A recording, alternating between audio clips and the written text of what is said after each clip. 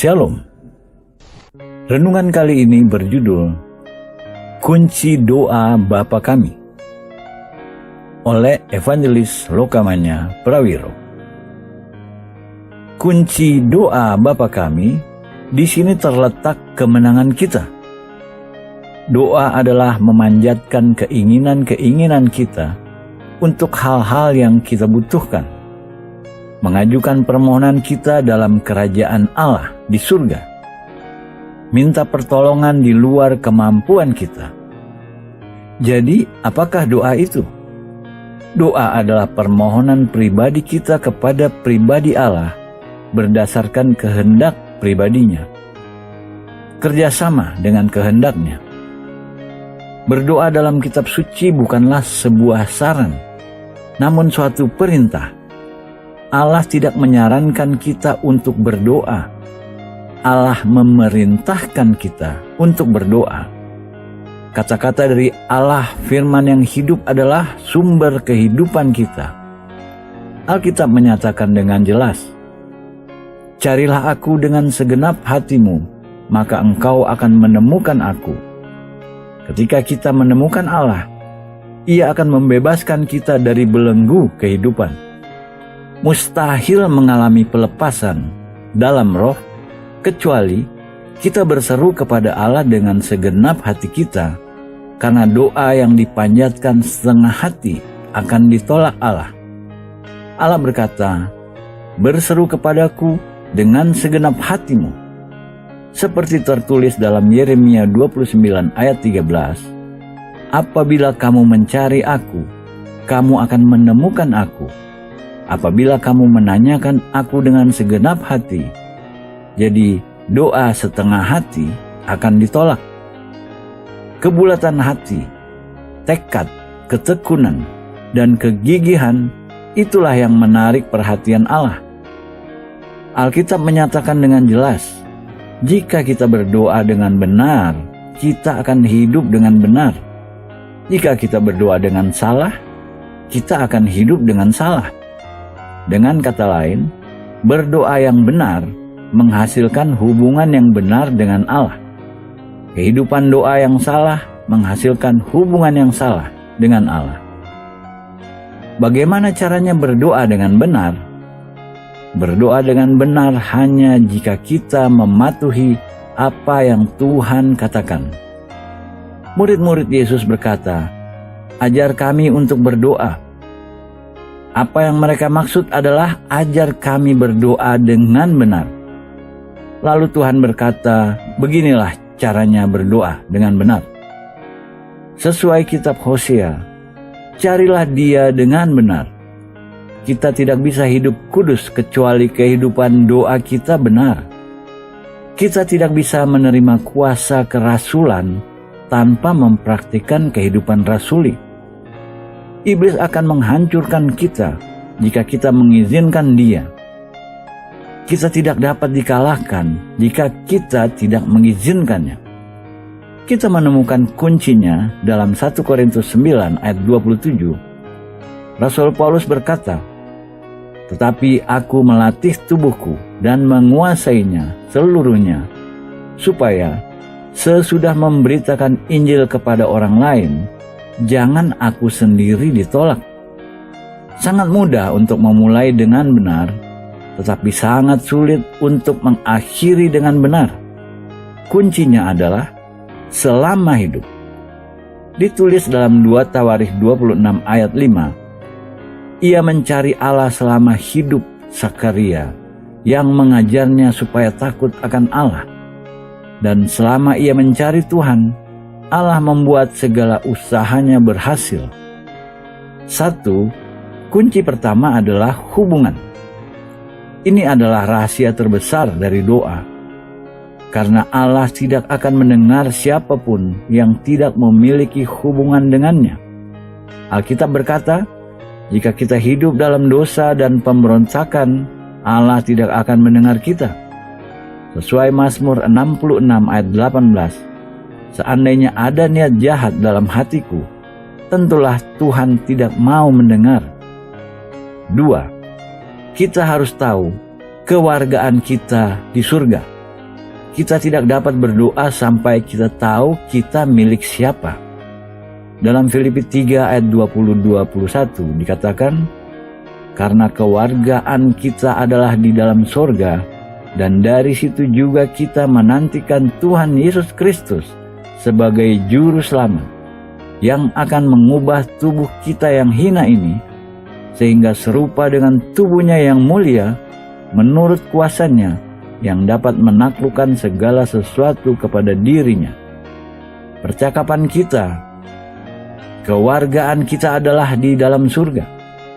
Kita tidak dapat mengalami kemenangan kecuali kita memiliki hubungan dan kewargaan ini. Kita warga surga, dan oleh karena itu kita memiliki hak-hak surgawi. Kita tidak dapat berdoa kecuali kita menyadari bahwa Ia adalah Bapa kita. Tidak ada orang asing bisa berdoa kepadanya. Satu-satunya doa yang Allah dengar dari seorang berdosa adalah untuk menyelamatkan jiwanya. Tuhan tidak mendengar orang berdosa, karena Tuhan hanya mendengar orang yang sudah dibenarkan, ditebus dosanya. Tertulis dalam Alkitab, apa itu keselamatan yang sesungguhnya? Kita tidak bisa menerima Yesus Kristus karena kita takut masuk neraka. Itu bukan keselamatan sejati.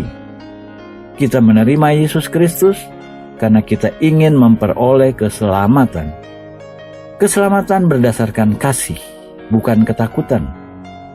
Kita mengingini Yesus karena kita mengasihi Dia, bukan karena ingin diselamatkan dari api siksaan neraka. Keselamatan membutuhkan 4 hal. Pertama, berhadapan muka dengan Anak Allah. Kedua, kita menemukan Yesus ketika Roh Kudus menyatakannya kepada kita. Ketiga, kita mengakui Dia Anak Allah. Keempat, mengakui Dia di depan umum. Ketika itu terjadi, Allah menjadi Bapa surgawi kita. Pada saat itu, ada hubungan dan kita bisa berdoa dengan benar. Kita tidak bisa berdoa dengan benar kecuali kita menyembah Dia. Kita harus menghampiri Dia dengan pujian dan penyembahan dan masuk gerbangnya dengan ucapan syukur. Kita tidak bisa menghampiri Allah tanpa penyembahan. 3. Menyembah Allah karena Ia Allah yang Maha Besar. 4. Datanglah kerajaanmu. Datangnya kerajaannya adalah kehancuran iblis dan semua kekuasaannya. Kedatangan kerajaannya disebut dalam Matius 12 ayat 28. Tetapi jika aku mengusir setan dengan kuasa Roh Allah, maka sesungguhnya kerajaan Allah sudah datang kepadamu. Kita tidak dapat berdoa dengan benar kecuali kepentingan Allah lebih diutamakan dari kepentingan kita. Kita tidak dapat berdoa dengan benar jika kebutuhan kita ingin dipenuhi terlebih dahulu. Kepentingan Allah harus dipenuhi sebelum kepentingan kita. Buatlah Ia senang. Biarkanlah Ia menikmatinya. Jangan bersikap seperti kita mempergunakan Dia. Ketika kita datang ke dalam hadirat-Nya, buatlah Ia merasa spesial. Yesus berkata, hormati Ia terlebih dahulu. Kita tidak bisa memiliki persekutuan ilahi dan persekutuan kedagingan pada saat bersamaan. Dengan cara itu, kita tidak menghormati Dia. Hormati Allah secara intim dan pribadi. Perlakukan Ia spesial buat kita. Yesus berkata, carilah kerajaan-Nya terlebih dahulu. 5. Jadilah kehendak-Mu. Ada kehendak yang rahasia dan ada kehendak yang diungkapkan. Kehendak yang rahasia ditulis dalam Ulangan 29 ayat 29. Hal-hal yang tersembunyi ialah bagi Tuhan, Allah kita. Tetapi hal-hal yang dinyatakan ialah bagi kita dan bagi anak-anak kita sampai selama-lamanya, supaya kita melakukan segala perkataan hukum Taurat ini. Kehendak yang rahasia tidak bisa ditentang. Tidak ada yang tahu. Namun kehendaknya yang diungkapkan bisa ditentang. Seperti tertulis dalam Lukas 7 ayat 30. Tetapi orang-orang Farisi dan ahli-ahli Taurat menolak maksud Allah terhadap diri mereka karena mereka tidak mau dibaptis oleh Yohanes. Ini contoh Allah mengungkapkan kehendaknya dan bukan kehendak rahasianya. Ketiga adalah kehendaknya yang diizinkan dan diterimanya. Kehendak rahasianya hanya Ia yang tahu. Tidak bisa ditentang atau dicegah. Kehendaknya yang diungkapkan bisa ditentang dan dihalangi. Contohnya tertulis dalam Roma 12 ayat 2. Janganlah kamu menjadi serupa dengan dunia ini, tetapi berubahlah oleh pembaharuan budimu, sehingga kamu dapat membedakan manakah kehendak Allah, apa yang baik, yang berkenan kepada Allah, dan yang sempurna. Kehendak yang diungkapkan dinyatakan melalui firman-Nya, bergerak, progresif. Kita tidak bisa dibimbing dan dipimpin atau digerakkan jika kita diam saja. Jika kita diam saja, kita menjadi target dan iblis akan menyerang kita. Jangan diam saja, kapanpun. Prajurit yang berdiam diri dan tidak bergerak akan dihancurkan musuh.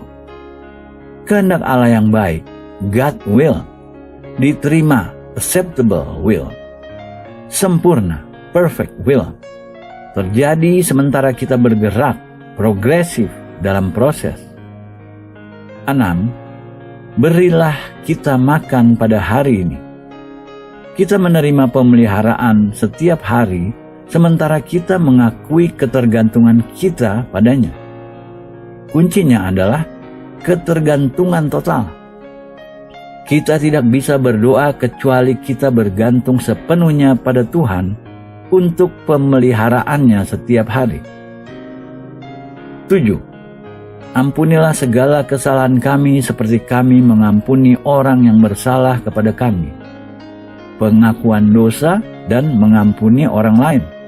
Melepaskan jawaban-jawabannya atas doa-doa kita. Pengakuan dosa menjangkau Allah. Seperti tertulis dalam Yeremia 10 ayat 23. Aku tahu, ya Tuhan, bahwa manusia tidak berkuasa untuk menentukan jalannya, dan orang yang berjalan tidak berkuasa untuk menetapkan langkahnya. Tanpa pengakuan dosa, seseorang tidak akan memperoleh pengampunan. Jangan bawa kami ke dalam pencobaan. Di sini kita minta pelepasan dari dosa-dosa kita. Dengan mengakui dosa-dosa kita, jauhkan dari kita pencobaan. Kita tidak bisa melihat doa-doa kita dijawab kecuali kita mengakui dosa-dosa kita dan dibebaskan dari dosa-dosa kita. Pada saat itulah kita mengalami dibebaskan dari kuasa iblis. Iblis membebaskan kita. Sementara kita berdoa, kerajaannya datanglah. Amin.